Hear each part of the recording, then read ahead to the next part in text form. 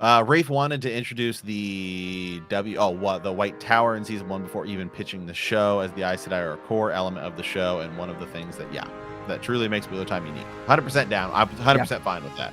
Moving that forward, the Aes Sedai is I do for the show watchers, I do think you needed to get that. I do agree with that change 100%, and it makes sense. You don't need to go Kyrian and Caemlyn and a lot of these other cities have the White Tower be your King's Landing essentially, right? And have all the big stuff. I'm totally fine with that 100%. Yeah, this is really cool, and it's the big power center. You have to it's really important going forward in the rest of the series. The White Tower is a big deal.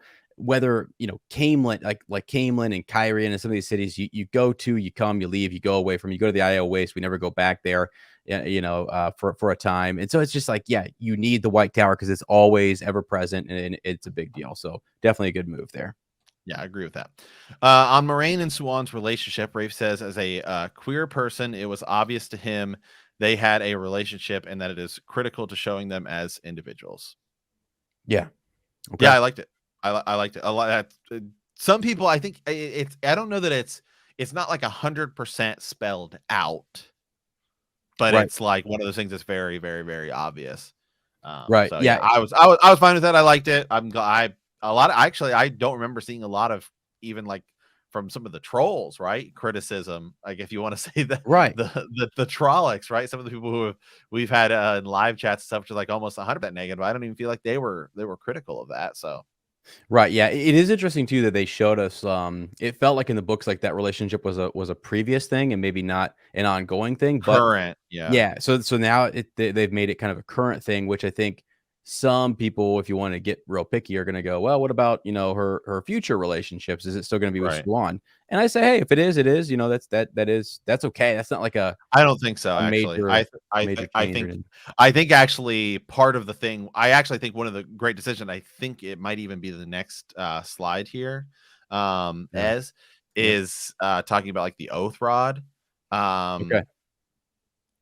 Yeah. Oh, okay. So they don't get that, or they're right, but they here they talk about where they had it. But yeah, so 18.18, and I'll kind of tie this in here. He can't confirm where the hut was, right? Like Yeah, whether it was a in the dream Tel'aran'rhiod, yeah, world, right? Or any of that or stuff. a dream shard, yeah. The dream shard, but they have matching ter'angreal, and Sarah, that's Sarah Nakamura, the sort of lore master, right, was critical in developing this part. Concerning the warding of the oath, Moiraine will definitely be exploring how much freedom it gives her in the future. So I like that, because she took that oath. It almost felt like we can't see each other again until everything's over. And I think that we know what happens to Siuan a little bit. She gets kind of kicked out of the tower, and then that's going to cause her to go in a direction. It's going to cause Moiraine to go in a direction, and then I think maybe we'll get a conversation between them at some point, but they're already kind of moved on. And hey, it's one of those things where, well, if only things had been different. Yeah. But Yeah, for sure, for sure. Well, okay, follow me on this. This will be interesting to see. Maybe they have something planned for this, but the dream world, like entering, as we've been reading, doing our read through, to enter in the flesh is like a really not necessarily a good thing. right. Hopper warns against it. The wise ones do. So I kind of wonder if they are going to do something like this, and it's going to come back to kind of bite them in the butt, if you will, for Right. like when the wise ones are like, "What are you guys doing? You should not be meeting that way, or you should not be. It's dangerous."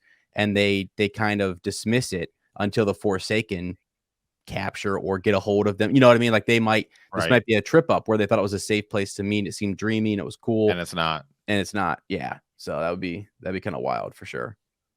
Yeah. Okay. Number 19, the marriage vow is 100% accurate, and that was entirely intentional. Okay. The marriage vow. Yeah. Well, a lot of people were saying that the whole oath rod thing felt like it was a marriage vow. Oh, okay. Okay.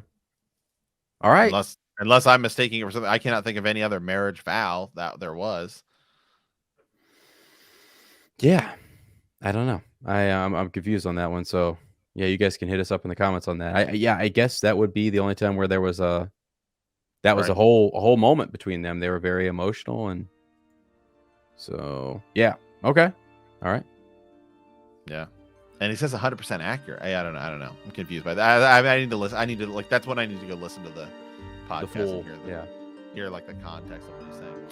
The Age of Legends characters and their motivations will have a critical impact on our characters, and the wording of the conversation between Luce, Theron, Telamon, and Latra was 100% intentional and will be explored later. And I think if you click on the next one, okay, maybe not. I thought there was one thing where they're talking